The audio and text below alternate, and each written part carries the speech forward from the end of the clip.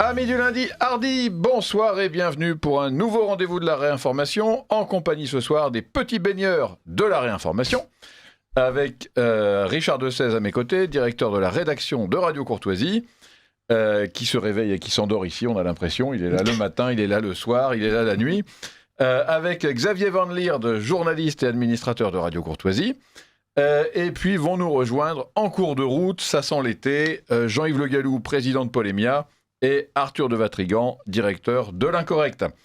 Alors au menu, aujourd'hui, Sandrine Rousseau et les mariages illégaux.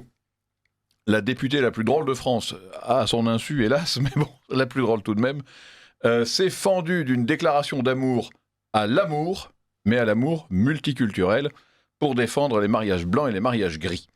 Alors nous demanderons dans un instant à nos experts s'ils mettent eux aussi l'amour et les titres de séjours afférents au-dessus de tout, et notamment au-dessus des lois.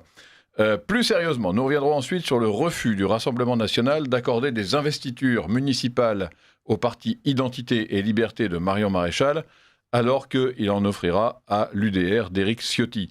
Alors comment expliquer cette décision apparemment déséquilibrée ? Quelles sont les coulisses de cette affaire ? Y avait-il unanimité au sein du Rassemblement national ? Quelles peuvent être les conséquences de cette décision ?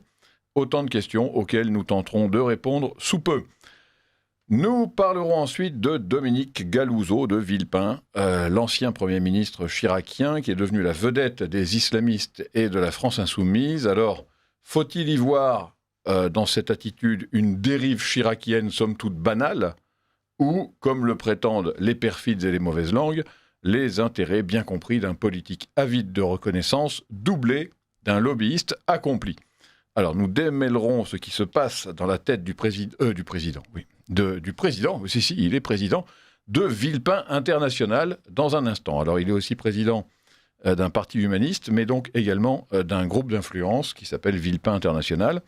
Nous parlerons aussi de ce qui se passe dans la tête de l'autre président, celui de la République, Emmanuel Macron, qui se rêve en chef de guerre, en diplomate roué, en Johnny Hallyday de la politique, en fureur démocratique qui soulève les masses de jeunes extatiques, mais qui, dans la réalité, ne s'adresse plus qu'à des salles à moitié vides, corrige des ministres qui ne l'écoutent plus, et parle à des chefs d'État qui ne font même plus semblant de l'associer à leurs décisions. Alors, Emmanuel Macron fait-il pitié ?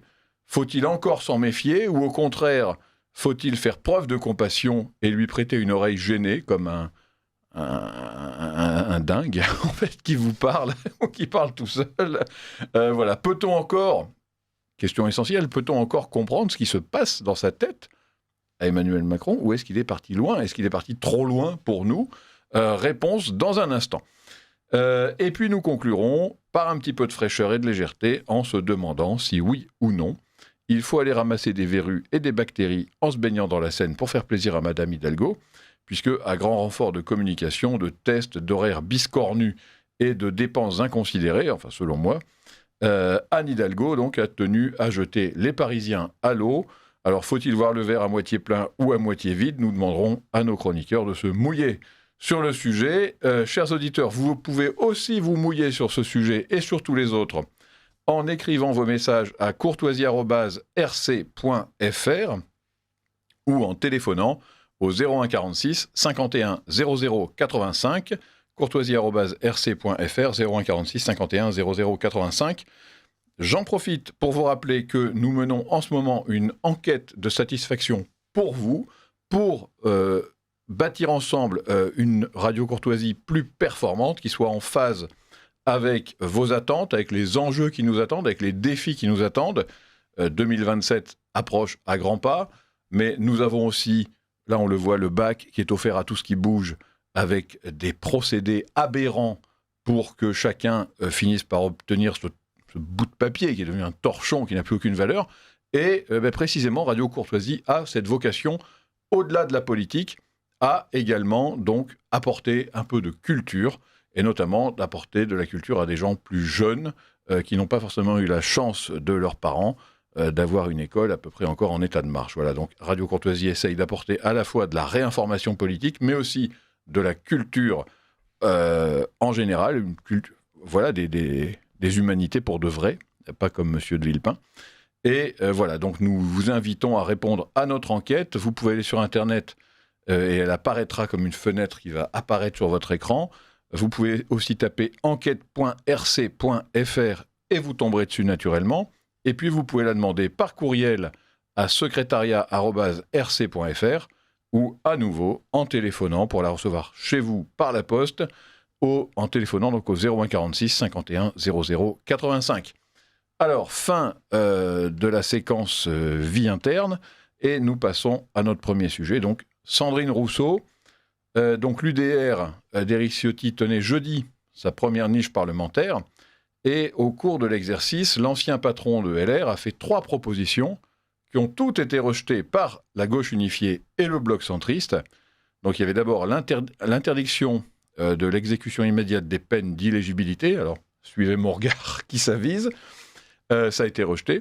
Il s'agissait ensuite de réviser l'accord franco-algérien de 1968, ce qui peut sembler tout à fait important au vu de nos rapports actuels avec l'Algérie, et puis de manière générale au vu des flux migratoires qui viennent de cette zone. Et puis, il y avait une proposition visant à interdire le mariage de personnes en situation illégale sur le sol français. Ça ne semble pas aller chercher très loin. Donc je répète, interdire les mariages de personnes en situation illégale sur notre sol. Donc ne pas permettre à des délinquants de profiter du système. Et ce dernier projet de loi, qui était pourtant le plus évident et même le plus consensuel, a réveillé la députée LFI Sandrine Rousseau, qui a livré un numéro digne de sa fameuse caricature, vous connaissez sans doute Sardine Ruisseau, et elle s'est lancée donc dans un plaidoyer pour l'amour. Elle a dit, je la cite, c'est quand même rigolo, « La France n'est pas une île. Les Français de souche, ça n'existe pas.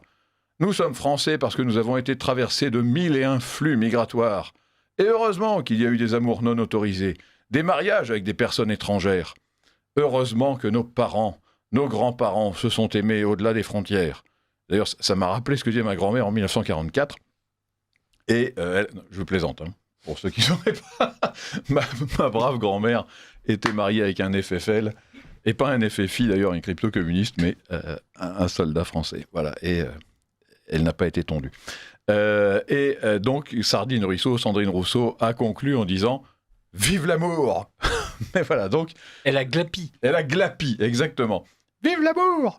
Donc, je ne sais pas ce que ce phénomène de foire vous évoque, et puis surtout, au-delà, qu'est-ce que ça signifie sur un plan, quand même, au-delà de la rigolade, sur le plan de la légalité et même du politique au sens noble du terme, c'est-à-dire comment faire pour approuver l'illicite. Voilà, je ne sais pas si l'un de vous veut intervenir.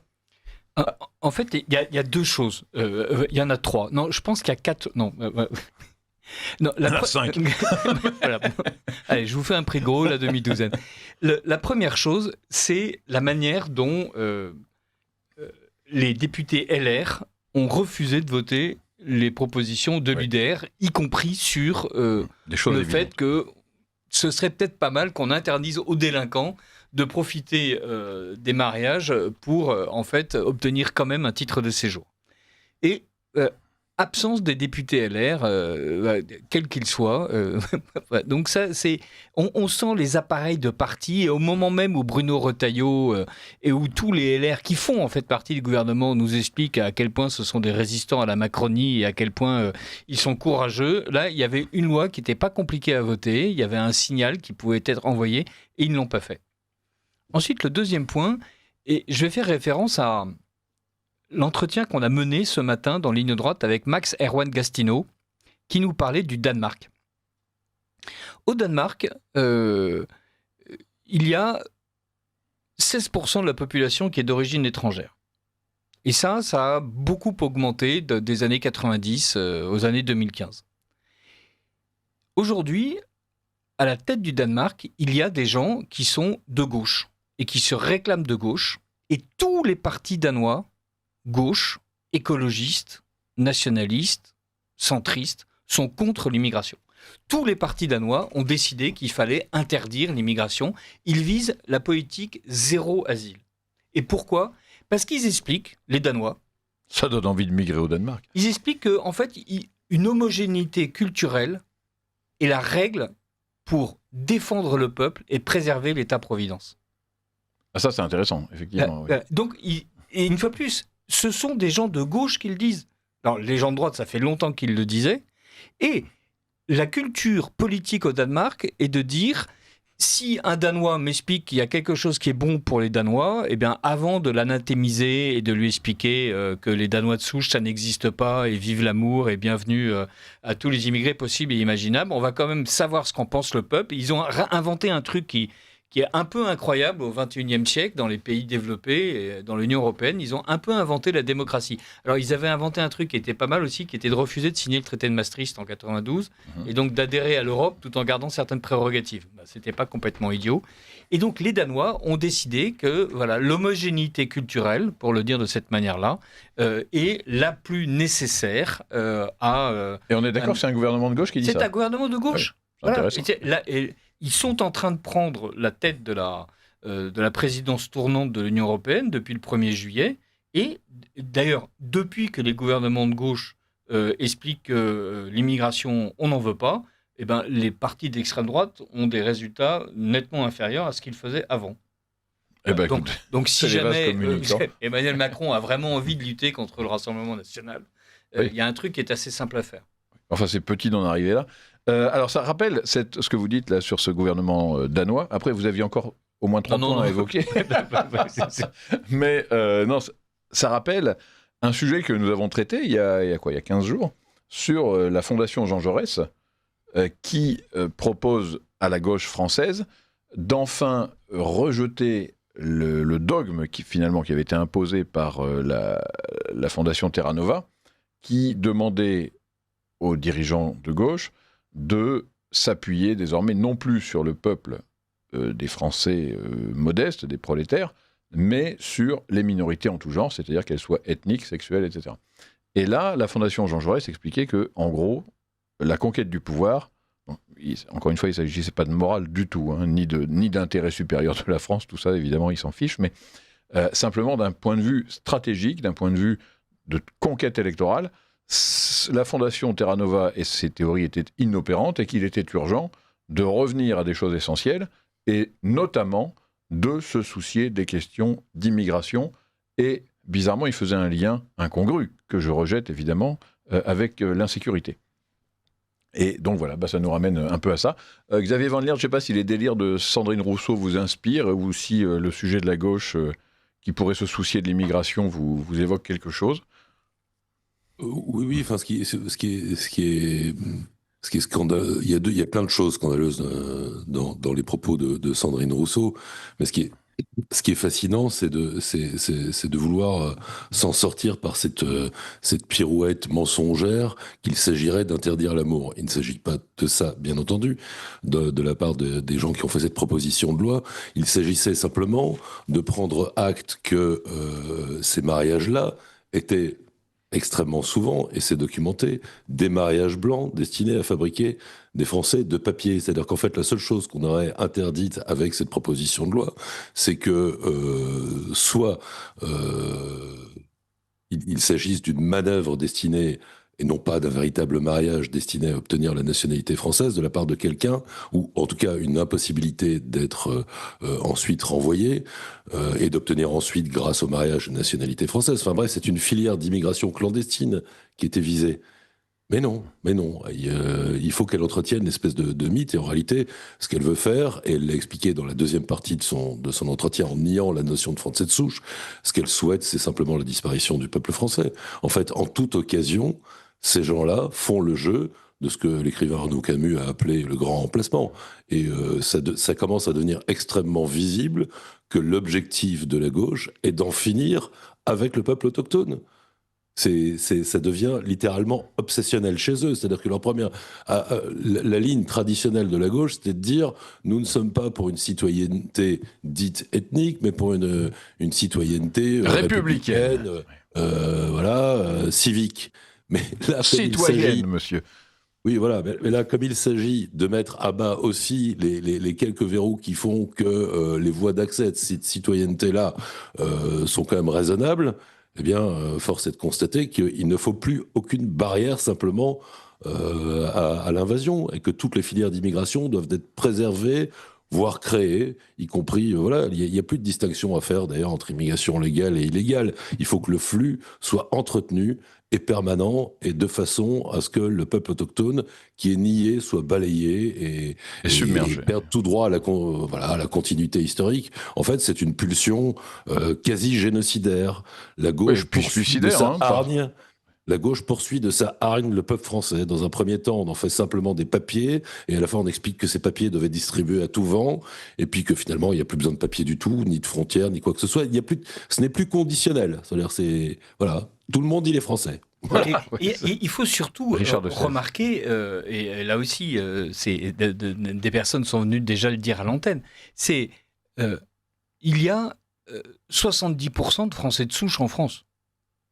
Et quand on dit Français de souche, il y a 70% de Français dont les ancêtres sont français sur 1, 2, 3, 4, 5, 8 générations. Autrement dit, quand Sandrine Rousseau explique que les Français de souche, ça n'existe pas, elle a tort. Elle ment. Ah bah oui. Voilà. Alors... Elle ment gravement. Et quand elle explique qu'on a été traversé par 1001 flux migratoires, elle ment. En fait, c'est comme d'habitude. Le fait qu'il y a eu de temps en temps 101 qui traversent la frontière, 3000 Burgondes, 14 Anglais et 22 Espagnols, et quelques centaines de morts, oui, de morts MAURES. Mais le fait qu'on importe 500 000 étrangers chaque année, non. Et le fait qu'on les laisse s'installer en leur permettant de parler leur langue, de garder leur culture et d'expliquer que c'est la nôtre qui ne va pas, non. À chaque fois, bien sûr, il y a une stabilité des peuples. Alors évidemment, je n'aurais pas l'outrecuidance de renvoyer Sandrine Rousseau aux salles danois, qui sont certainement tous d'extrême droite, y compris les partis de gauche qui soutiennent ceux que Sandrine Rousseau soutient de son côté à l'Union européenne. Mais c'est quand même des mensonges historiques. Et il y a quelque chose que vous apprêtiez peut-être à dire, Pierre-Alexandre. Je ne sais pas. C'est l'arbre généalogique de Sandrine. Bah, si vous ne l'aviez pas dit, je l'aurais placé. C'est parce que cette émission est préparée, mesdames et messieurs. Mais vous pouvez en parler. Et oui, et donc, ceux qui ont fait l'arbre généalogique de Sandrine Rousseau sont en mesure de prouver qu'elle a peut-être été traversée, elle, par 1001 flux, et on la laisse vivre comme elle l'entend, avec l'homme déconstruit qui est son mari, et dont elle vante la déconstruction. Mais en fait, Sandrine Rousseau est une Française de souche. Elle s'appelle Sandrine, elle s'appelle Rousseau, ses parents étaient des Français, ses grands-parents étaient des Français, ses arrière-grands-parents sont français. Il n'y a pas plus français que Sandrine Rousseau. Comme dirait, qui est plus français que Sandrine Rousseau ? C'est quoi la formule exacte avec, êtes-vous plus français que lui ?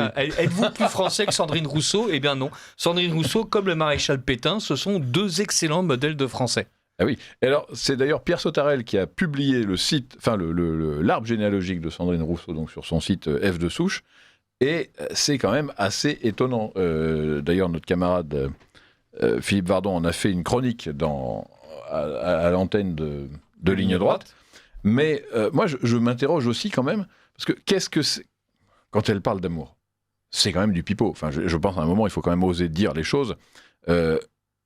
Pourquoi est-ce qu'on veut interdire ces mariages illégaux ? C'est parce qu'ils sont illégaux, et que donc, de fait, violer la loi jusqu'à preuve du contraire est interdit, et qu'un officier d'état civil, comme le maire, devrait avoir la capacité d'avoir, au minimum, de rejeter la démarche illégale, et à la limite même il devrait avoir le pouvoir de faire emprisonner le délinquant. Bon, on n'en est plus là, mais au-delà du mariage soi-disant d'amour avec un étranger en situation illégale, c'est qu'il y a des dérives à cela, et qu'on connaît deux formes de dérives graves qui sont les mariages blancs et les mariages gris. Donc le mariage blanc consiste pour un immigré en situation illégale à payer une Française de souche ou de papier, et pour qu'elle qu'elle se prête en fait à la mascarade d'un faux mariage, en sachant en tout état de cause que c'est faux et que très vite il y aura divorce, mais que l'immigré illégal aura réussi à se procurer le titre de séjour et tous les avantages qui vont avec. Et puis il y a peut-être encore pire, c'est le mariage gris. Et le mariage gris, c'est un vieux phénomène dont je parlais déjà quand je travaillais à Minute. Alors c'est dire si c'est pas nouveau. Et il s'agit cette fois-ci pour l'immigré illégal de séduire une jeune femme dotée de papiers français et de lui faire croire qu'il en est amoureux telle une Sandrine Rousseau, et après avoir réussi à se marier avec elle, eh bien, pas forcément lui avouer le subterfuge, mais en tout cas le dévoiler. La congédier. Et la congédier, voilà, parce qu'elle ne sert plus à rien. Et ça a créé des traumatismes épouvantables, il faut s'en rendre compte. Ce sont des violences, quand on parle de violences faites aux femmes, ben ça c'est une violence dure. Et on a eu des cas, enfin je me souviens des cas de femmes qui avaient eu des pensées suicidaires, qui se sentaient totalement dévastées, instrumentalisées, et c'était vrai. Et par-dessus le marché, j'ajoute qu'une partie, alors difficile à chiffrer, mais parmi les témoignages qu'on peut recueillir, une partie des victimes des mariages gris sont des femmes d'origine immigrée elles-mêmes. Ce sont généralement des maghrébines ou des africaines qui sont nées en France ou qui ont des papiers français et qui sont séduites par ces gens qui viennent du bled ou de je ne sais où, et qui en fait ensuite sont complètement bafouées. Et là, si on est une féministe comme Sandrine Rousseau, on doit, alors déjà, si on est un élu français, on doit avoir à cœur de se préoccuper de la légalité et de la délinquance. Donc ça, c'est le premier point. Et puis ensuite, si on est une féministe de gauche, on doit avoir à cœur de préserver les femmes de ce genre de violences terribles, des violences morales, voire des violences physiques, parce que ça peut déboucher sur des violences physiques extrêmement dures et traumatisantes. Et là, on se dit, mais pourquoi est-ce que Sandrine Rousseau s'en fout ? Je vous pose la question. À la fin de mon monologue. Sandrine Rousseau s'en moque parce que si c'est un combat porté par la droite, il faut que la gauche soit contre. C'est effrayant. En fait, il n'y a pas de cynisme et de bêtise. Oui, c'est effrayant de bêtise surtout. Parce que vous avez raison de le rappeler, Pierre-Alexandre. Ces mariages sont illégaux. Ce que réclamait l'UDR d'Éric Ciotti, c'est de faire en sorte de ne pas attendre que le mariage soit déclaré illégal, puisqu'il y en a quand même sur les 40 000 mariages douteux, il y en a 4 000 qui sont annulés. C'est de ne pas attendre en fait l'annulation et de considérer que si la personne qui arrive sur le territoire français est déjà un délinquant, puisque c'est quelqu'un qui est un immigré clandestin. Autrement dit, si la personne qui arrive a déjà témoigné qu'en fait, elle ne veut pas respecter le système des lois françaises, alors ça ne sert à rien d'attendre que le mariage soit consommé, ça ne sert à rien d'attendre qu'il ait ses papiers. En fait, on peut juste accélérer la procédure et considérer prudentiellement que... les statistiques faisant foi, il y a toutes les chances que ce mariage soit un faux mariage. Et Dieu sait si la République a voulu entourer le mariage avec une espèce de sacralité du mariage républicain oui. En nous expliquant, devant monsieur le maire vêtu de son écharpe bleu, blanc, rouge, à quel point c'est important. Eh bien non. Voilà, puisque c'est la droite qui le demande, puisqu'il s'agit, comme le disait Xavier Vandelire, de limiter l'immigration, évidemment, il faut que Sandrine Rousseau soit contre.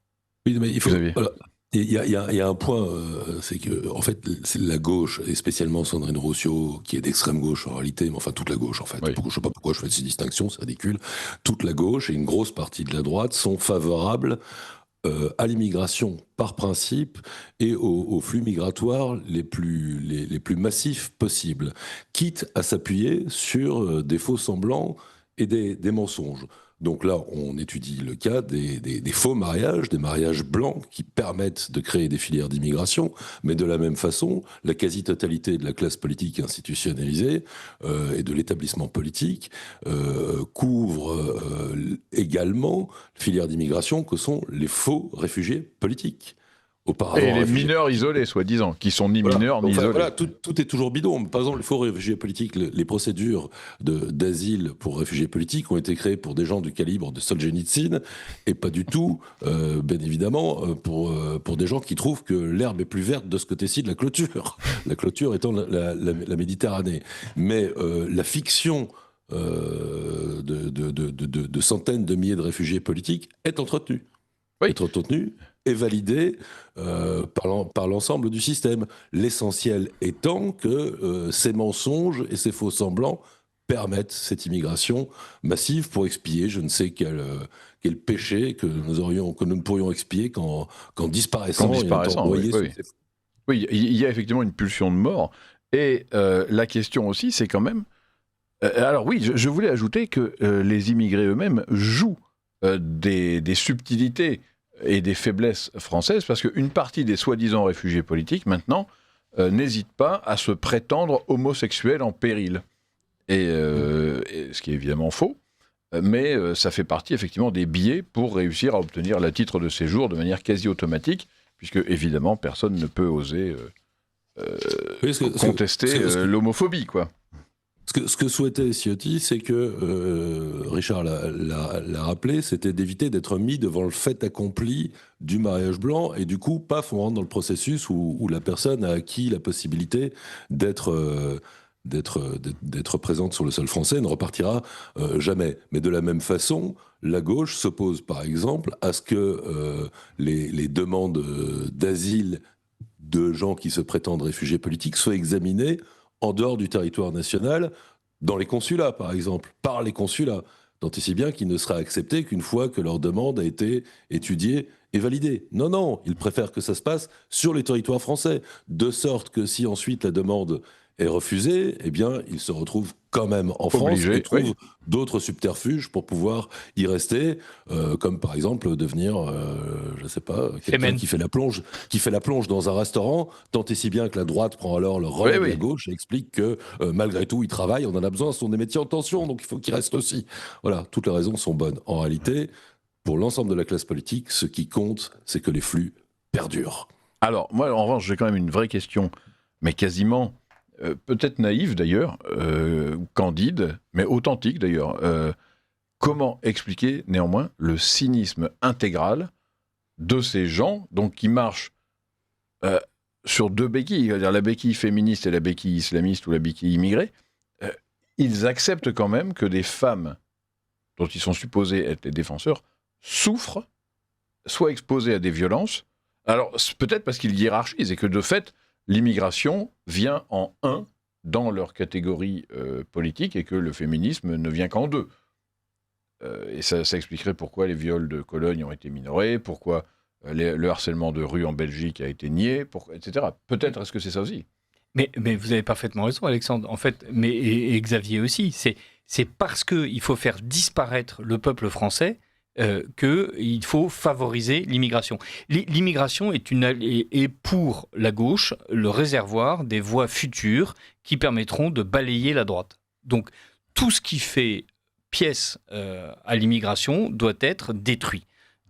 Et c'est cet objectif-là qui est le premier. En fait, c'est une conquête du pouvoir et l'immigration est censée être le fourrier de la gauche. Évidemment, la gauche se trompe là comme ailleurs et la gauche sera la première victime de ceux qu'elle aura importés. Mais tout est sacrifié, effectivement avec cynisme, sur l'autel du succès électoral. Et ils le disent. Pas seulement. Il y a le succès électoral à court terme, mais je pense qu'il y a une vision eschatologique. C'est-à-dire que pour eux, la disparition du peuple français, c'est vraiment la fin dernière de l'idéologie. C'est quelque chose de souhaitable. Oui, de souhaitable. Et en fait, la gauche me fait de plus en plus penser à ce personnage d'Anatole France dans Les dieux ont soif, qui s'appelle Évariste Gamelin. Évariste Gamelin est quelqu'un qui est extrêmement sentimental, qui a le bien au bord de l'Ève, c'est ce qu'il poursuit en permanence. Mais en réalité, Évariste Gamelin a besoin, pour défendre le bien, de faire des fournées sacrificielles de gens qu'il envoie à l'échafaud, à la guillotine. Et je pense que c'est le processus c'est un bien abstrait. C'est-à-dire que cette vision de France bigarrée, créolisée comme ils disent, et qui serait ce suprême bien, justifie tous les sacrifices. Reste à savoir vieille tradition marxiste d'ailleurs, et même révolutionnaire française. C'est pour ça, ça vient de très loin. C'est-à-dire que pour prouver qu'on est quelqu'un de bien, il faut offrir... Qu'on bute un certain nombre de gens, aux Molochs, les offrir en holocauste de façon à poursuivre cet objectif. Non, la gauche, c'est quand même quelque chose qui est de l'ordre de la maladie mentale, quand elle est extrême et qu'elle se fixe de tels objectifs. Et donc tout le reste, ensuite, les vrais gens et la vraie vie des vrais gens ne comptent pas. Ne comptent plus, oui. Et ça se trouve effectivement dans la totalité des gouvernements de gauche, au fond, qu'ils soient extrêmement radicaux, le goulag, le laogai, etc., avec les millions de morts, ou bien effectivement la gauche socialiste qui met en place le mal-être, la perte de qualité de vie, la mise en insécurité de son propre peuple au profit de lubies universalistes. Alors je crois... Les sacrifices en question ne sont pas quelque chose qui va les pousser à remettre en cause leurs objectifs finaux, mais démontrer à quel point ils sont valables et purs. Donc il y a un processus infernal qui se met en place. Oui, et c'est vraiment tout ce principe de révolution qui finit qu'on termine à 3 dans une cabine après avoir tué tout le monde et on s'entretue entre soi. On a quelques messages d'auditeurs qui voulaient réagir à notre conversation. Maintenant que la gauche a découvert que le mariage était une bonne filière d'immigration, elle est devenue pro-mariage. C'est vrai. Sandrine Rousseau a dû lire les 2 livres d'Hervé Lebras, donc le démographe, Dieu, oui. Intitulé « Il n'y a pas de race blanche et il n'y a pas de grand remplacement ». Ah bah bien sûr, oui. Alors Hervé Lebras, c'est vraiment c'est la tarte à la... Enfin, non, c'est pas une plaisanterie, c'est un des pires c'est un traître, sectateurs, acteurs, voilà, c'est une horrible trahison, effectivement, de son métier, de la France. De la science. De la science, c'est Lysenko, oui, c'est horrible. Alors, n'oublions pas que Sandrine Rousseau est professeure d'économie, c'est effrayant. C'est vrai. Toutes les lois visant à limiter les entrées de migrants ne sont-elles pas caduques quand on sait que toute personne peut rentrer sur le sol français pour motif humanitaire, familial ou parce qu'il possède un travail ou une promesse d'embauche et que ces derniers ne commettent pas un trouble à l'ordre public même quand ils sont polygames? C'est vrai. Bah oui, c'est un peu ce qu'on disait tout à l'heure, effectivement. Aujourd'hui, c'est ce fameux dessin de con que les Martiens qui regardent la France depuis mars et qui disent... Est-ce que nous aussi on est français? Et son copain lui dit, mais oui, tout le monde est français. C'est vraiment, tout avait été résumé. Est-ce que, comme Mitterrand, qui est passé de l'extrême gauche à la gauche, de l'extrême droite à la gauche, Madame Rousseau n'a-t-elle pas suivi une voie de l'écologie totalitaire parce qu'elle bénéficie d'une tribune offerte par les thèmes profonds, relayée par les médias? C'est vrai qu'on a l'impression qu'elle se radicalise toute seule et qu'elle veut exister et qu'elle est capable de... Il y a 2 voix, il y a la voix Mathilde Panot et la voix Rousseau. Et elles disent des choses de plus en plus aberrantes, de plus en plus souvent. Oui. Et Rima Hassan. Mais je pense que là, elles obéissent à la logique de leur grand patron, qui est Jean-Luc Mélenchon, qui a vraiment choisi de, comme il disait, de bordéliser, ce sont ses mots, et de polariser la vie à l'extrême, et c'est-à-dire de conflictualiser au maximum. Et je pense que des gens comme Sandrine Rousseau, j'arrête pas de penser à Sardine Rousseau, mais c'est Sandrine Rousseau, sont dans cet état d'esprit. Mais je pense que chez elle, il y a quelque chose d'assez naturel et peut-être même de sincère. J'avoue que j'ai du mal à saisir le personnage. Ne rêvons pas, les carottes sont bien cuites et au train où vont les choses, grâce aussi et surtout à une bonne partie des Français, nous disparaîtrons comme le sucre dans le café.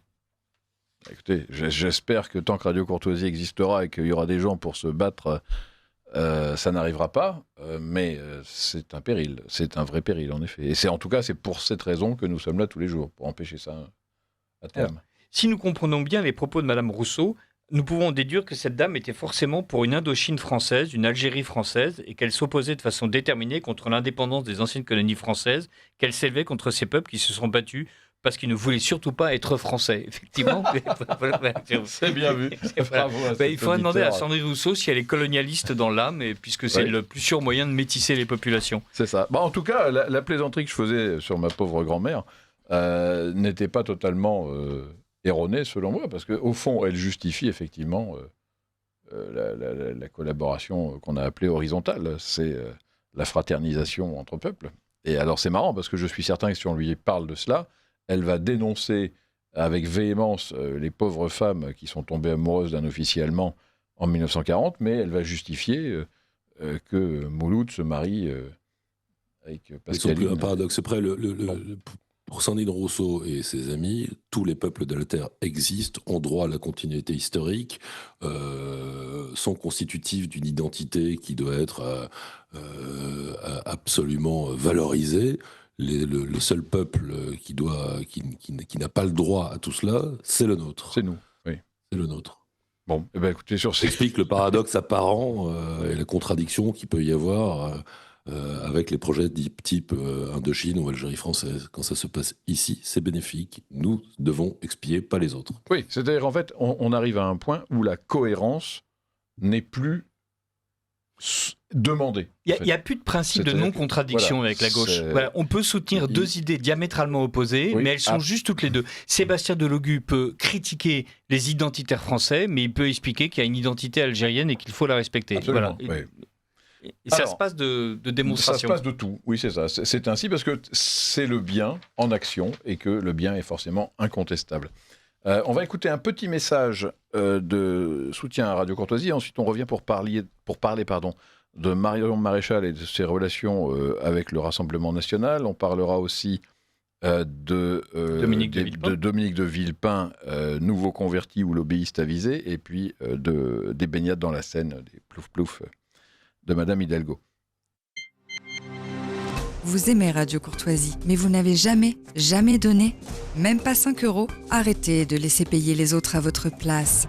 Faites un don maintenant sur soutenir.radiocourtoisie.fr ou envoyez votre chèque au 61 boulevard Murat, 75 016 Paris. Et vous verrez, vous vous sentirez mieux. Oui, chers auditeurs, j'espère que vous vous sentirez mieux. En tout cas, je tenais à réagir, puisque aujourd'hui on est en petit comité et qu'on a un peu de temps. Je voulais parler un peu de la vie de Radio Courtoisie, parce qu'il y a quelque temps, nous avons vraiment sonné l'alarme et nous avons eu, comme je l'avais dit, quelques donateurs, quelques auditeurs fidèles qui se sont mobilisés parce qu'ils se mobilisent toujours. Et je les en remercie vraiment du fond du cœur. Mais récemment, là, ces derniers jours, nous avons vu se mobiliser également des nouveaux donateurs. Et ça fait plaisir. C'est tout un tas un bataillon d'anciens auditeurs clandestins qui ont compris que de la même manière que lorsqu'on veut acheter Valeurs Actuelles, Le Point ou Le Figaro en kiosque, eh bien, on paye. Eh bien, quand on écoute Radio Courtoisie, on peut aussi avoir ce sentiment de se mettre en règle et de soutenir le médium que l'on écoute, le médium, selon vous serez puriste ou non. Et ça fait vraiment plaisir parce que ce sont des dons modestes. Je parle vraiment de dons qui sont généralement entre 5 et 40 €. Voilà, c'est plus autour de 10-15 d'ailleurs, mais ça fait du bien parce qu'on voit que les gens se mobilisent, qu'ils comprennent que c'est vraiment important. Et voilà, je tenais vraiment à les remercier de cette mobilisation qui nous fait plaisir et qui surtout va peut-être nous permettre de nous développer encore mieux, parce que nous sommes confrontés aussi à cette nécessité de nous développer parce qu'il y a de grands défis qui arrivent. Encore une fois, en 2027, il y aura des enjeux extrêmement importants. Il est vital que Radio Courtoisie soit présente, soit capable de vous réinformer, soit capable de lever les lièvres qu'on va nous lancer dans les pattes. Et voilà, c'est vraiment important. Il faut qu'on puisse aller sur le terrain, il faut qu'on puisse vous raconter les coulisses de ce qui se passe dans les partis, comme on va le faire dans un instant. Voilà, donc ça, vous pouvez compter sur nous et nous comptons sur vous. Donc, et c'est un plaisir de voir que, encore une fois, voilà, de nouveaux auditeurs se réveillent et agissent avec nous pour nous aider à bâtir une belle et bonne radio. Et j'entendais d'ailleurs Liselotte Dutreuil qui, ce matin, parlait de son été studieux. Et effectivement, nous allons avoir un été studieux parce que nous allons préparer une radio sur la base de l'enquête que nous sommes en train de faire avec les auditeurs de Radio Courtoisie pour leur offrir vraiment des améliorations concrètes, visibles et conformes, encore une fois, à leurs attentes et conformes aussi aux nécessités des enjeux, des combats à mener. Alors, je voulais remercier, en attendant, cette auditrice de Cherbourg en Cotentin, dans la Manche, qui envoie 25 € et qui nous dit « Je suis peinée et inquiète pour vos soucis d'argent. Les donateurs sont-ils moins nombreux ou appauvris? Voici un petit chèque. Ce lundi m'a libéré d'un doute. J'ai compris pourquoi j'avais du mal à reconnaître la voix des patrons d'émission, Monsieur Ménard et Monsieur de Sèze. Cela m'a amusé et réconforté. Merci pour tout, ce beau travail. Service merveilleux que vous nous offrez. Que Dieu vous bénisse et vous garde. Chère madame, que Dieu vous bénisse et vous garde, vous aussi. Merci beaucoup pour votre générosité. Merci pour ce petit chèque qui est un vrai chèque et qui nous aide à affronter les difficultés tous les jours. Et effectivement, Monsieur Ménard et Docteur Ménard et Mister de 16 sont une seule et même personne. Et il est réuni en un. Voilà. Un auditeur de Mably dans la Loire envoie 30 € en vous remerciant pour vos émissions. Eh bien, écoutez, cher monsieur, merci à vous. Une auditrice des Rissés dans l'Aube. Ah, il y a le rosé des Rissés, je crois, de mémoire, est le seul vin de Champagne qui soit un vin tranquille. C'est un rosé, et on l'appelle le rosé des Rissés. Et c'est fameux. Cette auditrice donc des Rissés dans l'Aube envoie 15 € et nous dit: il n'y a pas un jour qui passe sans que je n'apprenne quelque chose qui élargit mon champ mental de connaissances. Bravo pour la qualité de tous vos intervenants. Eh bien, chère madame, merci à vous. Un auditeur de Neuilly-sur-Marne en Seine-Saint-Denis envoie 50 €. Contre vents et marées, le système actuel s'effondre et bientôt la délivrance. Vive Radio Courtoisie. Eh bien, vive vous, monsieur, vive Neuilly-sur-Marne, et j'espère que vous prenez plaisir à nous écouter. Un couple d'auditeurs de Fresnes dans le Calvados envoie 200 €. Étant alité depuis 10 jours, je découvre vos excellentes émissions, c'est passionnant, mais de grâce, posez des questions concises et claires, laissez davantage de place à vos intervenants. Eh ben, je plus sois. on transmettra, y compris à moi. Voilà. Une auditrice du Pin en Seine-et-Marne envoie 50 €. Je suis très heureuse d'écouter votre radio indépendante démunie de publicité. Tenez bon, vos émissions sont très instructives. Eh bien, chère madame, merci. Et si nous tenons bon, croyez-le, c'est grâce à vous. Donc un immense merci. Et nous passons justement à la suite de notre programme avec Jean-Yves Le Gallou qui vient de nous rejoindre. Et nous allons parler donc de Marion Maréchal qui a été stoppée donc, par le Rassemblement national pour les élections municipales. Alors, ça a été un peu un coup de tonnerre, non pas le tonnerre de Dreux, mais un coup de tonnerre.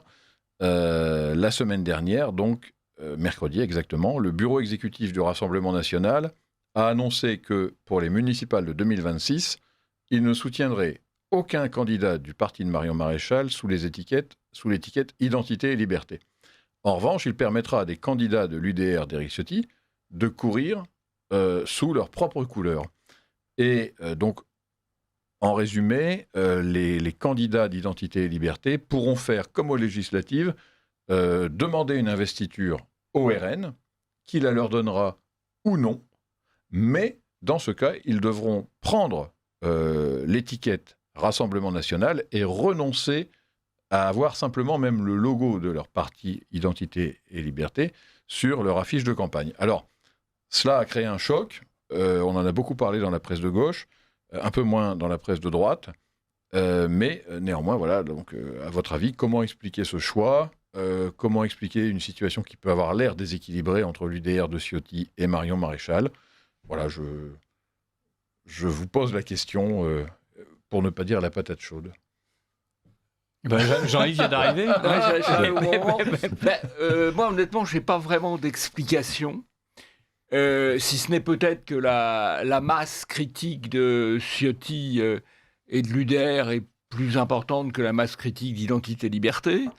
Mais en dehors de ça, je dois dire que je ne comprends pas très bien, parce que la difficulté pour les élections municipales, en particulier pour le Rassemblement national aujourd'hui, comme ce l'était hier d'ailleurs pour le Front national, là de ce point de vue-là, ça n'a pas changé. La difficulté, c'est de constituer des listes complètes, c'est-à-dire de trouver 29 noms, 35 noms, 49 noms, 55 noms, ce qui n'est pas facile, ce qui ne sera pas facile, parité, oui. Surtout avec la parité, surtout avec le fait que maintenant on contrôle tous les réseaux sociaux de tous les candidats et de tous les proches des candidats, donc c'est pas très encourageant pour ceux qui pourraient se porter candidats, et que, indépendamment du nombre, le problème qu'on peut avoir quand on constitue une liste aux élections municipales, c'est la qualité, la crédibilité, la représentation, en quelque sorte, dans la société locale des candidats. Et de ce point de vue-là, je ne crois pas que le Front National, à lui tout seul, ait à la fois la surabondance de la quantité et la surabondance de la qualité. Non, et donc, ça se serait vu aux législatives. Son intérêt, ça devrait être de faire des listes d'union, évidemment en ne renonçant pas à son étiquette. Ça, c'est pas, je comprends qu'il tienne à mettre son étiquette, mais à faire des listes d'union les plus larges possibles, et sans rejeter en dehors aussi bien d'ailleurs les gens d'identité-liberté que les gens de Reconquête, ou d'ailleurs, ou des gens qui ne sont pas encartés. Je dois dire, je suis assez stupéfait. Dans l'histoire, quand le Front National a fait beaucoup de listes, c'est-à-dire ça remonte maintenant à 1989 et à 1995, il y avait une certaine logique qui consistait à chercher à s'ouvrir là où c'était possible. En l'occurrence, il y avait rarement des gens qui étaient partants pour ces opérations. Mais moi, je l'ai fait avec vous. Voilà, mais c'est pas forcément ce que vous avez fait de mieux, mais bon. Mais en tout cas, voilà, c'est... Ça m'a rien rapporté, à part des ennuis, mais c'est pas grave. Mais à l'époque, il y avait des petites alliances avec le CNI, des choses comme ça, voilà, bon. Donc la logique municipale, c'est l'élargissement, c'est pas le rétrécissement. Donc c'est assez peu compréhensible de mon point de vue. Xavier Van Lierde, est-ce que vous avez plus de lumière sur la situation ? Ah non, je serais bien incapable d'expliquer cette décision, tout simplement parce qu'elle est incompréhensible. Elle est incompréhensible, certes, pour les municipales qui sont dans lesquelles, effectivement, le rassemblement de candidats de valeur est très compliqué, mais en réalité, elle est tout simplement incompréhensible, quelles que soient les élections et quelles que soient les circonstances. Pour rappel, quand même, le Rassemblement national a subi un certain nombre d'échecs dans sa conquête du pouvoir, parce qu'il était confronté en face de lui à quelque chose qui s'appelle le Front républicain, et qui a pour caractéristique de rassembler dans une dynamique des gens de diverses sensibilités. Eh bien, pour faire échec au Front républicain, la seule méthode qui vaille, bien entendu, c'est de créer une dynamique contraire. Et la meilleure façon, jusqu'à preuve du contraire, de créer une dynamique en politique, eh bien, c'est de faire une union la plus large possible avec toute personne qui accepte de se joindre à vous, avec des personnalités, d'ailleurs, de sensibilités différentes. Ce n'est pas un inconvénient, c'est un atout. Plus les personnalités qui vous rejoignent ont de la personnalité, et plus ça vous donne de la vigueur, ça donne de la vigueur à votre mouvement. Parce que la politique, c'est pas que de l'arithmétique. Jean-Yves a dit, oui, peut-être que la masse critique d'Identité-Liberté, le parti de Marion, n'est pas suffisante, ou en tout cas est moindre que celle d'Éric Ciotti. Mais la politique, ce n'est pas seulement de l'arithmétique et de l'addition, c'est de la dynamique. Et accueillir des gens différents, ça lance une dynamique. Alors je dois dire que c'est assez sidérant quand même, parce que on ne se bouscule quand même pas au portillon du RN. C'est-à-dire que l'histoire de ce parti, c'est quand même pas « Mon Dieu, laissez-moi me joindre à vous, j'adorerais être votre compagnon de route ». Et c'est l'une des choses qui les empêche d'obtenir cette fameuse dynamique. Mais lorsque des gens se présentent, si ensuite on les maltraite, bien évidemment, ça va décourager, au-delà de Marion Maréchal, toute personne qui serait tentée par ce projet, eh bien, va y réfléchir à deux fois. Il faut quand même comprendre que naviguer de concert avec le Rassemblement national, ça veut dire brûler ses vaisseaux professionnels, brûler ses vaisseaux sociaux. Enfin, Éric Ciotti est bien placé pour le savoir désormais. C'est une vraie prise de risque. Alors, si ensuite, en plus, on prend le risque d'être rabroué et maltraité, c'est vraiment une faute majeure. C'est-à-dire qu'à la fois au municipal, mais aussi au présidentiel, ils ne gagneront pas seuls. Pour gagner, ils ont besoin d'être ce qu'ils prétendent être, c'est-à-dire un rassemblement national. Un rassemblement national, eh bien, ça veut dire qu'on accepte des gens d'autres mouvements, d'autres partis, d'autres sensibilités. Ça me semble donc un contresens extrêmement grave que la façon dont ils ont traité Marion Maréchal ces derniers jours. Et il faut souhaiter qu'ils se reprennent, et qu'ils se reprennent avant les municipales, mais aussi avant les présidentielles. Sinon, c'est pas très attirant, vraiment. Oui, ça, j'aimerais bien qu'on y revienne tout à l'heure sur les présidentielles. Jean-Yves, vous vouliez rebondir sur les propos de Xavier Van Lierde? Oui, mais même, effectivement, même si on considère que Marion Maréchal, aujourd'hui, ne représente pas un grand nombre de divisions, elle a, même 5%, dans son entourage et dans ses réseaux, elle a quand même des dizaines de personnes de qualité qui ont la capacité de conduire des listes. Honnêtement, je ne suis pas sûr, notamment quand on regarde ne serait-ce que le groupe parlementaire RN actuel, qu'il croule sous les gens de qualité. Ils en ont, évidemment, mais ils n'ont pas aujourd'hui 120, 130 députés de qualité. C'est pas vrai, ils ont des députés de qualité, mais tous ne le sont pas.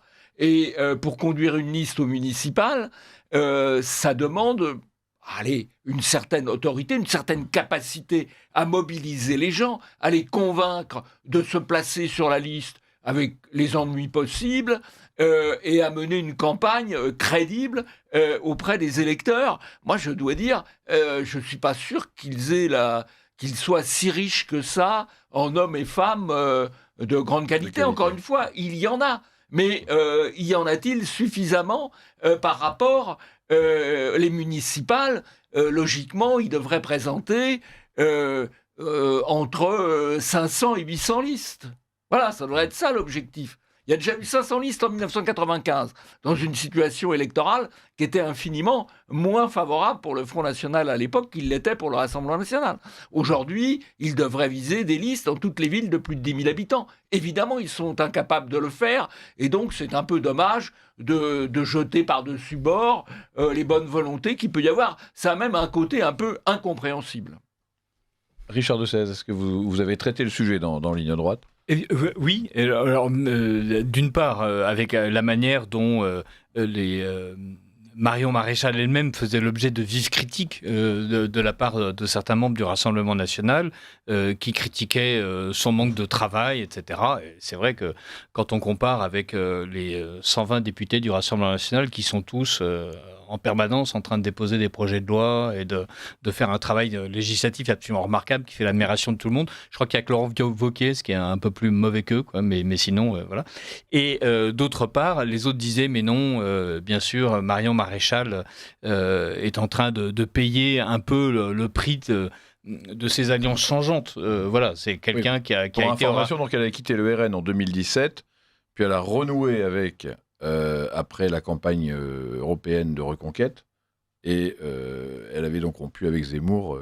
Alors, avec d'ailleurs apparemment cette intention de rompre avec Zemmour, parce que celui-ci avait l'intention de, je cite, tuer Marine Le Pen. Et ça explique son rattachement dernier. Oui, puis il faut se souvenir quand même que d'emblée, c'est-à-dire que vous m'entendez ? Oui, très bien. Oui, lorsque Marion Maréchal a quitté il me semble que c'était le Front National à l'époque, c'était précisément parce que la sensibilité plus libérale en économie et conservatrice au point sociétal avait des difficultés à exister. C'est-à-dire que c'était déjà le même problème, c'est-à-dire une volonté quand même de la part de ce parti de vouloir enrégimenter et fonctionner plus que comme une caserne, comme un véritable parti politique et comme un véritable rassemblement ou un front destiné à accueillir des sensibilités diverses. Moi, en fait, je trouve que cette décision est un petit peu effrayante, en réalité. Je sais que le Rassemblement national cherche à se dédiaboliser, et pour se dédiaboliser, il a un petit peu tendance à mettre de l'eau dans son vin programmatique ou idéologique. Eh bien, moi, je trouve que si le Rassemblement national... Ça devient de la piquette, hein. Voilà. Oui, ça fait de la piquette, exactement.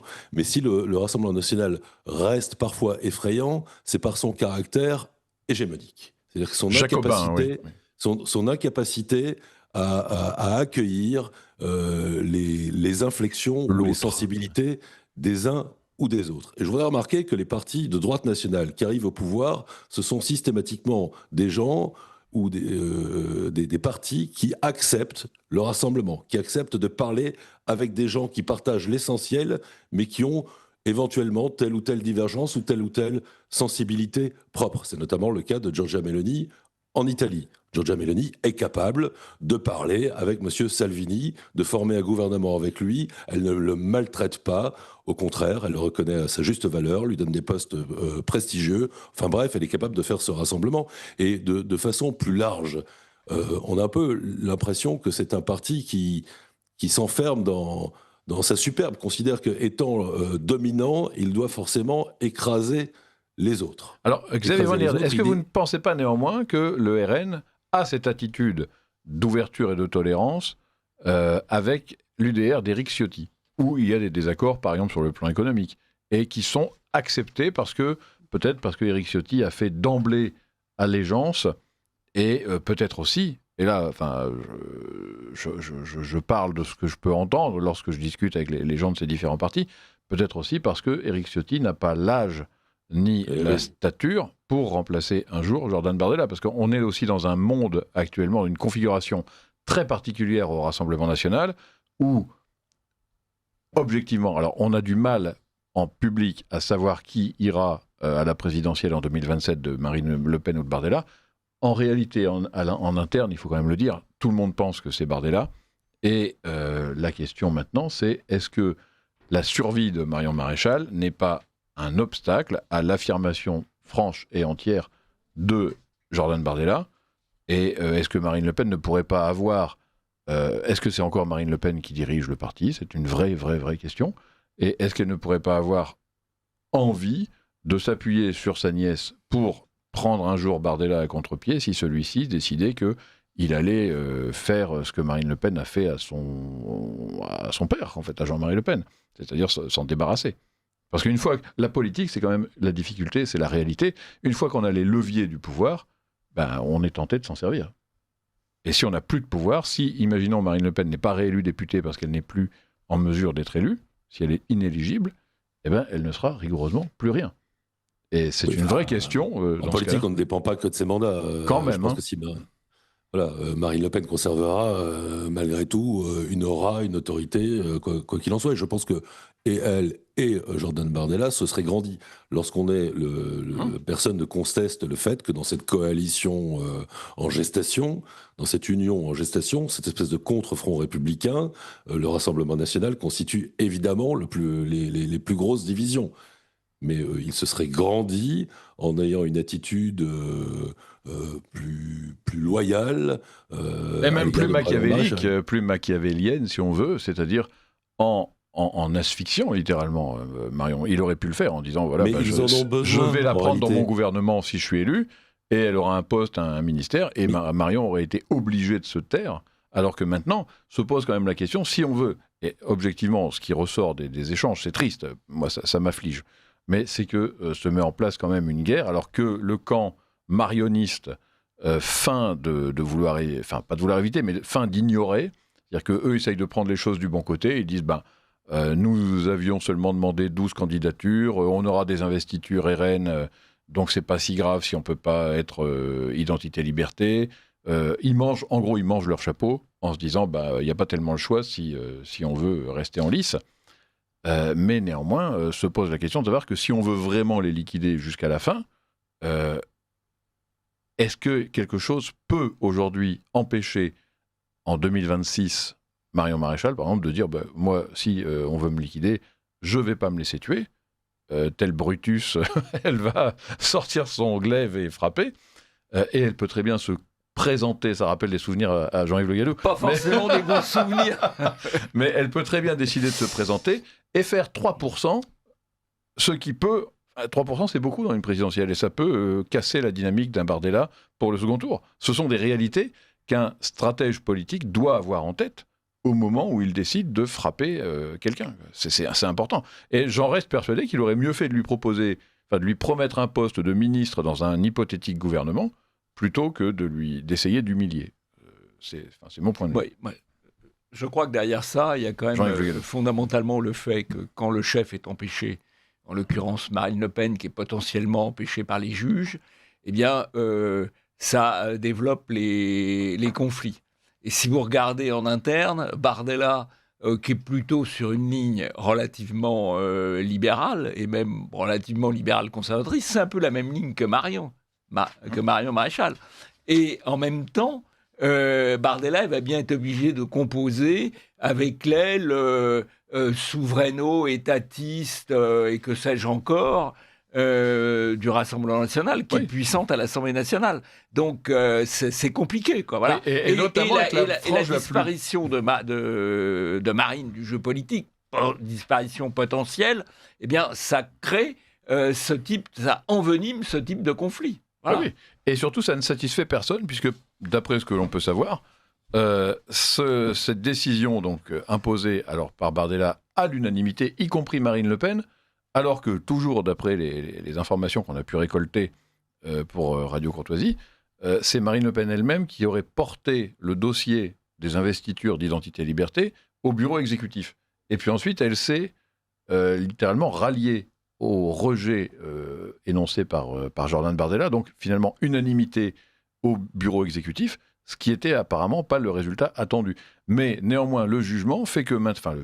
la décision, en tout cas, de Bardella, fait que l'aile la plus, entre guillemets, progressiste du RN juge que c'est insuffisant parce qu'il faudrait liquider Marion Maréchal qui est trop catho, trop identitaire, etc. Et puis, ceux qui disent aussi qu'elle se trompe tout le temps ou qu'elle n'est pas fiable. Et puis, il y en a aussi une partie qui dit, en fait, un peu ce que nous on dit, c'est-à-dire si on fait un rassemblement, il faut rassembler, il faut accepter les divergences, il faut pardonner les offenses, et il faut aussi traiter les gens de la même manière. C'est-à-dire on ne peut pas traiter identité-liberté, on ne peut pas traiter l'UDR de Ciotti différemment de identité-liberté. Il faut que tout le monde soit traité de la même manière. Sinon, ça va créer forcément des frictions. Et voilà. Sinon, en fait, les électeurs ne comprennent Richard pas tout de Sèvres, simplement. Oui, c'est rigoureusement. Non, mais le raisonnement, si vous voulez, c'est les électeurs, ils vont vers la grosse masse. Nous sommes la grosse masse, ça c'est le raisonnement interne au RN, et donc on fait ce qu'on veut. Voilà, c'est ça. Ouais. On fait ce qu'on veut, tout en expliquant dans les journaux qu'on a mis en place des structures qui vont permettre de trier les candidats, parce que, comme vous le disiez tout à l'heure, Jean-Yves, on fait ce qu'on veut, mais avec personne. On fait ce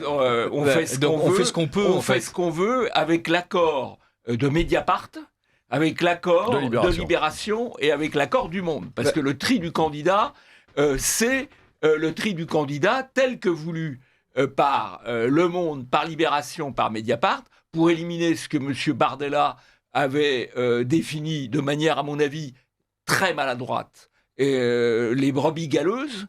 Les brebis galeuses étant constituées de deux catégories, des gens qui ont un vrai passé militant et un vrai passé idéologique. C'est comme si on chassait les trotskistes du Parti socialiste, il resterait plus grand monde. Ou les islamistes de LFI.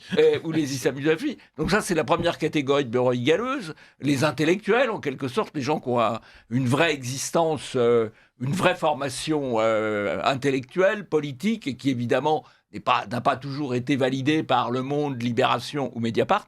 Et puis l'autre catégorie, c'est des braves gens issus de l'opinion, issus du peuple, et qui peuvent avoir parmi leur groupe Facebook des gens qui se laissent aller à des propos plus ou moins politiquement corrects, ou plus ou moins humoristiques. À des propos qui sont ceux de la gauche, parce que quand la gauche se mêle d'insulter la droite et l'extrême droite, elle promet l'abomination de la désolation. Bien sûr. Et là, jamais un article du Figaro pour expliquer, tiens, il y a un militant LFI qui a dérapé. Alors, quand le militant LFI devient pédophile, là quand même, le Figaro souligne prudemment que l'ancien candidat LFI, effectivement, qui était, qui faisait partie de l'aide sociale à l'enfance et qui était famille d'accueil, on avait profité pour violer la gamine de moins de 4 ans qui était sous sa garde. Et bon, ça a fait un peu désordre. Mais voilà, écume, vaguelette. Mais si vous voulez, c'est pas Mélenchon et LFI, c'est pas le Figaro qui assure leur direction des ressources humaines. Alors, on a quelques messages des auditeurs qui nous disent, par exemple, nous avons la droite la plus bête du monde. Voilà, si quelqu'un c'est pas très nouveau. Peut-on s'interroger sur les capacités cognitives de la majorité de la génération qui accède au pouvoir ? Voilà bien un demi-siècle que les socialos ont tout fait pour empêcher une union des droites, qui sont majoritaires dans le pays, et régulièrement battues par la division et l'abstention. Abstention qui se comprend d'ailleurs quand on voit la qualité des candidats présentés dans des villes comme Amiens, dans une région pourtant plutôt favorable à une reconquête face à un centre particulièrement médiocre. Voilà, donc on a l'impression d'une chronique d'une défaite annoncée. Dans le nom du parti de Marion Maréchal, il y a identité. L'ancien mari de Mme Le Pen a précisé il y a quelques semaines sur une chaîne de télévision que Marine Le Pen n'est pas une identitaire. Le RN est en train de rejoindre l'oligarchie et de passer sous les fourches codines. Bientôt, ils feront la promotion d'une immigration chance démographique pour la France. Le RN devient un nouveau LR, c'est fini. Il y a un an, le jeune Bardella se voyait déjà Premier ministre, mais La Fontaine ne fuit point parmi ses lectures instructives. On ne vend pas la peau de l'ours avant de l'avoir tué. Actuellement, Bardella est en tête dans les sondages. Depuis des décennies, le refrain de la chanson est connu, sauf au RN qui n'en a toujours pas tiré de leçon. Pour 2026, aucun des deux candidats ne pourra se présenter car tous deux condamnés, et les autres de rire, mais de rire et encore de rire devant tant de médiocrité politique. Et enfin, le commentaire le plus pertinent, la France s'écroule, Marion Maréchal, Villepin, tout ça c'est bien joli, mais que M. Bouclet omette le bousy et les coteaux champenois comme va tranquille, là ça dépasse la mesure. Ah bon? Non, le rosé d'Hérissé est un vin tranquille. Ah, que je mette. Le bousy aussi. Ah oui, mais je ne peux pas parler de tout. Ah oui, non, mais c'est un bon rappel. Vous avez dit que c'était le seul. Ah oui, pardon. Un bon rappel au règlement de la part de cet auditeur. Merci à cet auditeur qui nous écoute. Absolument. Et vive le bousy. Absolument. D'ailleurs, j'ai jamais goûté. Il faudra donc que je goûte. Alors là, il y a un autre auditeur qui me met en cause, et qui dit donc honneur à Jean-Marie Le Pen, honneur à Bruno Gollnisch, carton rouge à Marine Le Pen qui a souillé son père, carton rouge également à la plupart des patrons d'émissions de Radio Courtoisie, inclus votre président, donc moi-même, pour leur soutien à Éric Zemmour, qui par son positionnement n'a rien à voir avec la fille aînée de l'Église, notre France.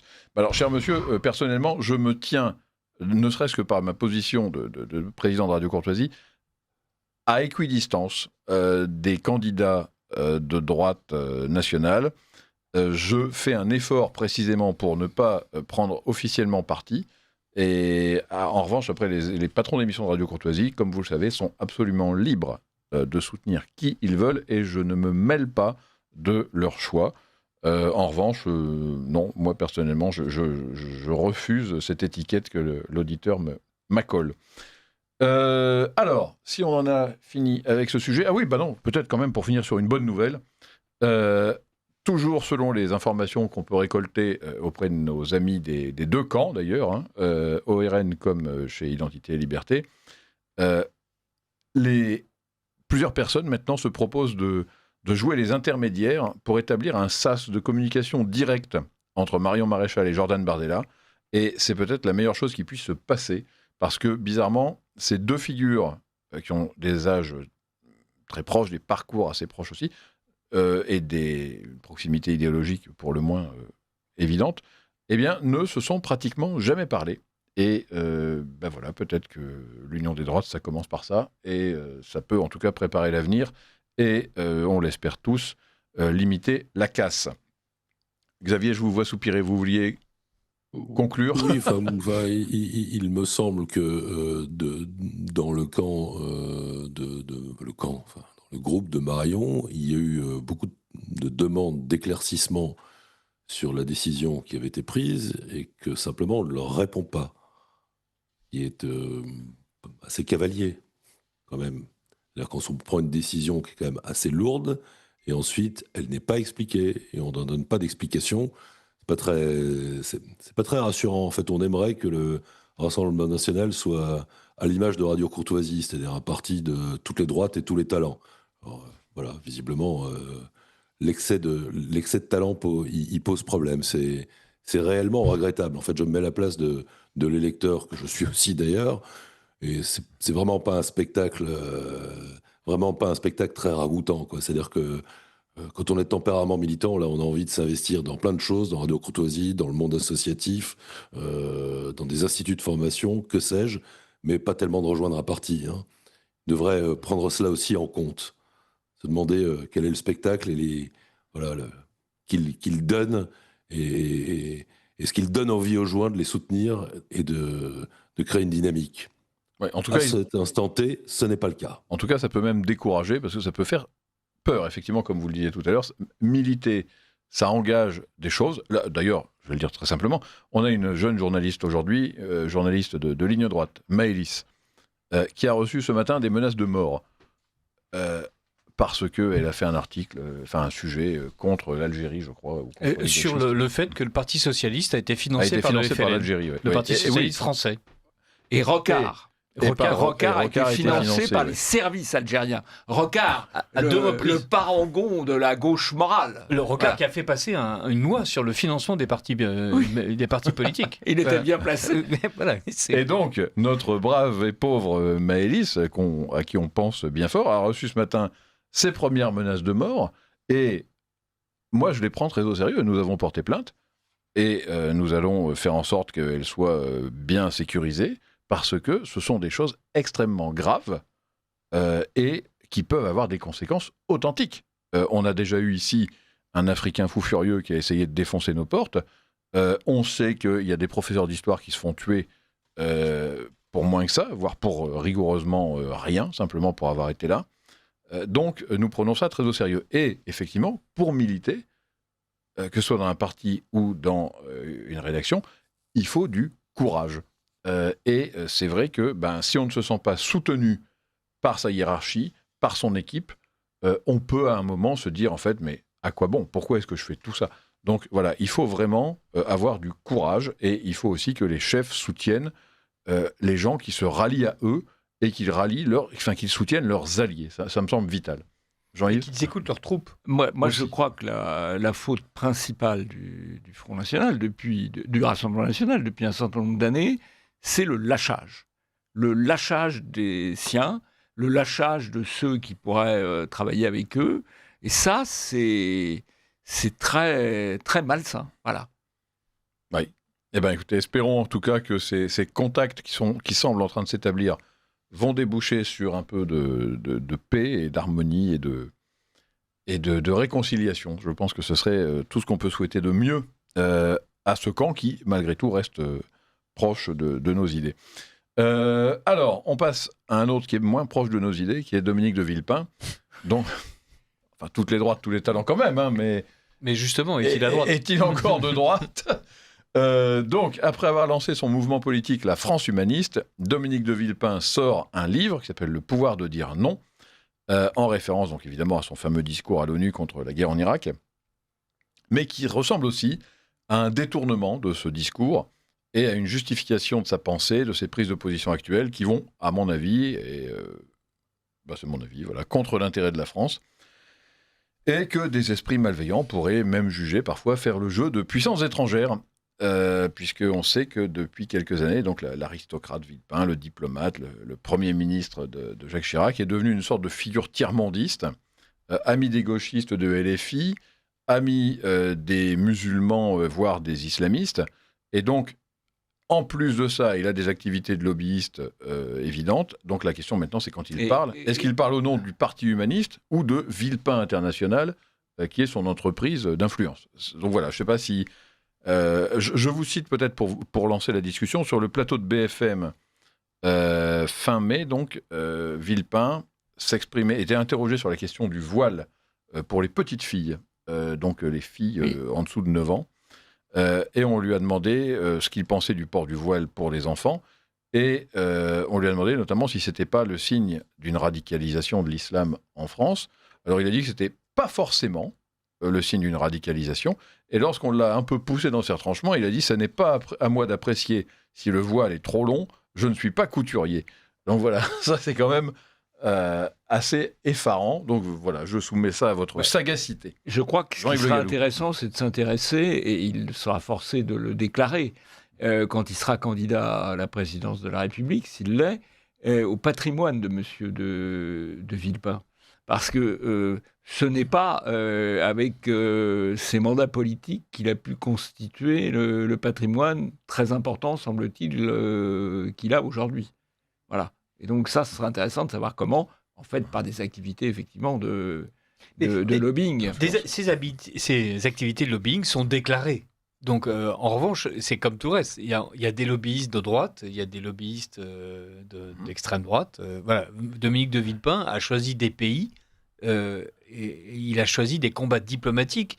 Il n'a pas comme client, pour autant qu'on sache, des entreprises. Il a comme client des pays qui, donc, font, à travers Dominique de Villepin, de la politique, et ils font, comme les 3/4 des pays sauf la France, leur politique et non pas celle de la France. De l'influence. Voilà. Donc, c'est ça. Le fait d'être un agent de l'étranger, en déclarant « je suis un agent de l'étranger » au fisc, très bien, c'est un métier. Je ne sais pas si c'est un métier honorable, quand on prétend... mettre en scène son aristocratie, sa chevelure blanche et les discours courageux à l'ONU. Mais voilà, c'est son métier. Qu'il soit devenu riche grâce à son métier, ça prouve qu'il est très bon dans ce qu'il fait. Voilà. Mais donc, ça veut dire qu'il est très bon pour défendre les intérêts qui ne sont pas ceux de la France. Alors, j'ajouterai un petit bémol à ce que vous dites, mais je donne d'abord la parole à Xavier. Alors oui, je pense que Dominique de Villepin, c'est un Mélenchon de droite. C'est-à-dire que Dominique de Villepin, comme Mélenchon, croit en son destin ou s'est cru un destin. Dominique de Villepin, comme Mélenchon, aime les envolées lyriques. Et Dominique de Villepin, comme Mélenchon, connaît l'arithmétique électorale et l'arithmétique démographique. Je m'explique.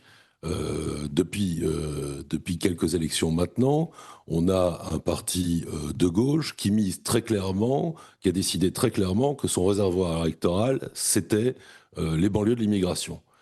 Et eh bien, ça n'a pas échappé à Dominique de Villepin, qui s'est dit que de la même façon qu'il pouvait y avoir un islamo-gauchisme, eh bien, il était possible d'avoir un islamo-droitisme. Et Dominique de Villepin a décidé de s'emparer, avec sa personnalité, son passé et sa légitimité, croit-il, à droite, de s'emparer de ce vivier-là et de s'y tailler sa propre clientèle. Et donc, ce que l'on voit se mettre en place, en réalité, c'est quelque chose, si on prend un peu de hauteur pour regarder ça, eh bien, c'est une forme de libanisation du pays, tout simplement. C'est-à-dire qu'il n'y a plus que le combat, il n'y a pas seulement le combat de la gauche contre la droite, des patriotes contre les mondialistes, il y a aussi maintenant la nécessité de faire rentrer dans l'équation, et Dominique de Villepin et son positionnement en est la preuve, eh bien, le facteur ethnique. Donc Dominique de Villepin est en réalité un symptôme, le signe que, eh bien oui, la France n'a plus tout à fait un électorat homogène, un peuple homogène, et ce saligo mise là-dessus. Il n'est ni plus ni moins que c'était ça le bémol dont vous parliez tout à l'heure, je crois. Absolument effroyable. Ouais. Non, alors, Xavier Van Liert, je pense, vient d'aller à l'essentiel. Effectivement, c'est la libanisation de notre pays qui est en jeu. Moi, je voudrais être un peu plus perfide et prosaïque et bas. On parle des intérêts personnels, et c'est là le bémol que je voulais porter à ce que disait Richard de Sèze, en disant c'est effectivement un brillant lobbyiste, un brillant influenceur, mais après tout, si c'est déclaré, pourquoi pas. Sauf que j'ai un peu travaillé en préparant cette émission, et j'ai découvert, tadadam, que les activités de Dominique de Villepin ne sont pas soumises aux obligations de déclaration à la haute autorité de la transparence de la vie publique, absolument, et parce qu'il travaille notamment via des pays tiers ou des zones tierces comme Hong Kong, et que son cabinet n'a pas publié de compte depuis 2015. Et ça, c'est illégal. Et on pourrait quand même se demander pourquoi il ne publie pas ses comptes. Par exemple, Radio Courtoisie publie ses comptes tous les ans. C'est vérifiable en ligne, c'est consultable en ligne, c'est la loi, et si on ne le fait pas, on peut être puni. Donc la question, c'est pourquoi est-ce qu'il ne déclare pas les ressources de son cabinet ? C'est un vrai mystère, hein. Je ne dis pas qu'il est corrompu, sans doute ne l'est-il pas, mais il prête le flanc à l'interprétation. Voilà, donc je ne sais pas ce que ça vous évoque. Qu'il sait optimiser fiscalement les... Peut-être. Voilà. Non, mais peut-être vous suggérez qu'en fait il est nul. Non, pas nul. Mais... Il est très surévalué quand même. Hein. Opaque. Il est très surévalué, et pour la petite histoire quand même... même le discours de l'ONU. Ah bah oui, mais ce discours, précisément, parlons-en de ce discours. Voilà, je vous lance. Ça fait des années qu'on me dit qu'en fait ce discours, il l'a à peine écrit en réalité, et que, tenez-vous bien... C'était pour embêter quelqu'un. Non, celui qui tenait la plume, c'était Bruno Le Maire, vous voyez Oui, mais ça, c'est pas un argument. Il l'a porté, ce discours. Peut-être que c'est Bruno Le Maire qui l'a écrit, mais sans doute sur ses instructions, et il l'a porté. Là, mais dans la geste... Villepin, oui, mais sauf que et même ça nous fait mal au pied de savoir que Bruno Le Maire a eu du talent une fois dans sa vie, quoi. Mais Dominique de Villepin a porté ce discours, mais dans la geste villepinienne, eh bien, il est Bonaparte au pont d'Arcole, franchissant les obstacles, imposant cette voie. Et en fait, en discours, et il se l'attribue de façon extrêmement romantique, pour ne pas dire romanesque. En réalité, il était porté par un appareil d'État qui a pris une excellente décision, ça je ne le retire absolument pas, et il a fait ce qu'il sait faire, c'est-à-dire quand même quelque chose de l'ordre de la représentation, et donc je le trouve très surévalué. Alors ce n'est pas Villepin qui a imposé cette ligne-là à l'appareil, c'est Villepin qui était le réceptacle de quelque chose qui était excellent. Voilà. Bon, écoutez, sur ces propos déterminés. On connaissait la formule qu'on apprenait en latin. César fit un pont. Oui. C'est pas forcément lui qui le construisait à la mano. Voilà. Oui. Mais bon, en tout cas aujourd'hui... Chirac fit un discours, donc. Oui, et Dominique de Villepin travaille avec la Chine, l'Azerbaïdjan et le Qatar, qui sont des amis de la France, comme chacun sait. On a des auditeurs, je crois, qui voulaient parler d'un phénomène d'actualité. Les nous disent mille choses, mais ils nous demandent, outre quelqu'un qui veut recevoir l'enquête... Pourquoi Olivier Marleix a-t-il mis fin à ses jours ? Et si Olivier Marleix, à votre avis, et à notre avis, est vraiment mort en se suicidant, donc on parle du fait qu'il s'est pendu, ou si il y a autre chose à lire dans cette mort. Alors, honnêtement, comme on l'a appris il y a 2 heures, pour être sincère, je n'ai pas eu le temps d'appeler quiconque, de me renseigner sur quoi que ce soit. Donc, a priori, après des morts, des suicides, ça existe.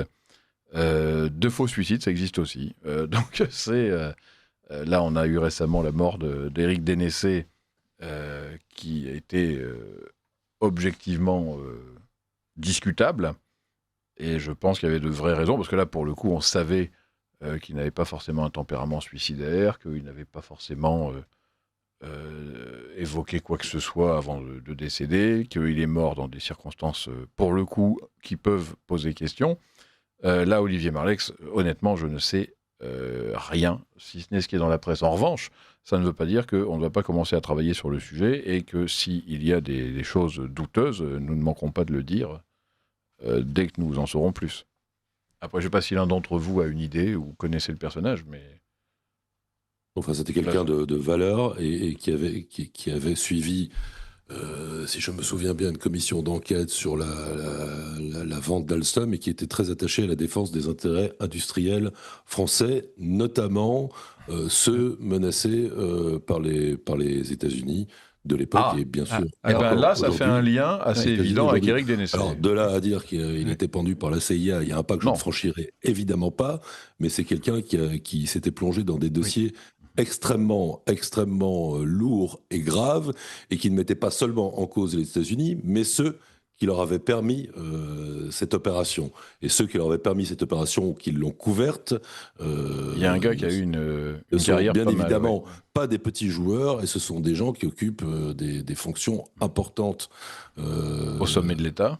Au sommet de l'État. Je ne veux pas sous-entendre que c'est pour ça qu'il se serait pendu ou qu'il aurait été suicidé, bien entendu, mais en revanche, ce que je peux dire, c'est que c'est une lourde perte que celle d'Olivier Marleix, car c'était quelqu'un de très sérieux. Il avait prouvé en ces circonstances, poussé les dossiers jusqu'au bout avec beaucoup d'opiniâtreté. Et de courage. Ouais. Et alors, avant de laisser la parole à Jean-Yves, mais ça, il faut quand même effectivement... Alors, encore une fois, on n'a aucune preuve, on ne sait rien, mais il y a effectivement un point commun entre Olivier Marleix et Éric Dénessé, c'était cette lutte efficace, méticuleuse, pour combattre ceux qui essayaient de détruire l'industrie française pour des intérêts étrangers, et notamment, effectivement, états-uniens. C'était des champions du patriotisme économique. Oui. Et là, ça peut... Moi, j'avais été frappé, effectivement, dans l'affaire Alstom, par des prises de position et des expositions de Marleix que j'avais trouvées, effectivement, très courageuses. Bon, ça n'explique pas forcément ce qui lui est arrivé. Mais ça explique que Dominique de Villepin soit resté en vie. Effectivement. Quel silence autour de la table, avec ces propos définitifs de Richard de Sèze. Mais oui, c'est une perte. C'est une perte. Il faut pas qu'elle. En tout cas, je pense qu'on va, nous, essayer de se renseigner là-dessus. Et si les auditeurs de Radio Courtoisie ont des sources fiables, vérifiables, eh bien, vraiment qu'ils n'hésitent pas à nous contacter, parce que nous ferons un travail d'enquête. Et si on a des pistes à nous proposer, ben, nous sommes tout à fait intéressés, parce que ce sont des sujets extrêmement importants, et de la même manière que nous n'abandonnons pas les causes réelles du décès d'Éric Dénessé, qui un jour peut-être seront connues. Et voilà, je pense que c'est important de ne pas simplement passer l'éponge et passer à autre chose. Alors, cela dit, il nous reste malheureusement 2 minutes. Alors, nous ne pourrons pas parler de l'influence en berne d'Emmanuel Macron. Emmanuel Macron est devenu un peu étrange. Là, il a fait un discours triomphal devant une salle à moitié vide. Cirque. Au cirque d'hiver. Oui. Et il était complètement hystérique. Il a assuré qu'il n'était pas fini, qu'il était là, qu'il serait encore là en 2027, en 2032, et qu'il ne lâcherait rien, comme ça. Oui, mais alors, honnêtement, un de ses premiers discours... Et on peut se demander si c'est de la psychiatrie ou de la politique. Un de ses premiers discours, avant qu'il soit élu, c'est notre projet. Oui. Si les électeurs avaient un tant soit peu de bon sens, en particulier les électeurs bourgeois, ils auraient déjà dû se méfier dès le début de 2017. Oui, c'est notre projet. Oui, ben voilà, il a refait la même. Il a refait la même. Mais sauf qu'il n'y avait plus personne dans la salle. Et là, ça commence à devenir vraiment inquiétant. Est-ce qu'il nous reste un courrier d'auditeur ou pas. Alors, oui. Alors, ils sont là-bas. Je les avais rangés. Pourquoi avons-nous fait rentrer aussi facilement des millions d'Algériens en France, des Algériens qui peuvent être un contre-pouvoir de l'État profond? Ça, merci De Gaulle. Enfin, merci. C'est quand même postérieur à De Gaulle. Oui, c'est vrai. Faut quand même pas exagérer. C'est vrai, c'est 68. Faut quand même pas exagérer. Si De Gaulle n'avait pas signé les accords d'Évian comme il les a signés, si De Gaulle n'avait pas validé les accords de 68 comme il les a validés, si De Gaulle n'avait pas filé le Sahara aux Algériens... On n'en serait pas là. Alors, écoutez, notre émission touche à sa fin sur ces propos démagogiques tenus par Richard de Sèze. Et je vous donne rendez-vous la semaine prochaine pour un nouveau rendez-vous de la réinformation.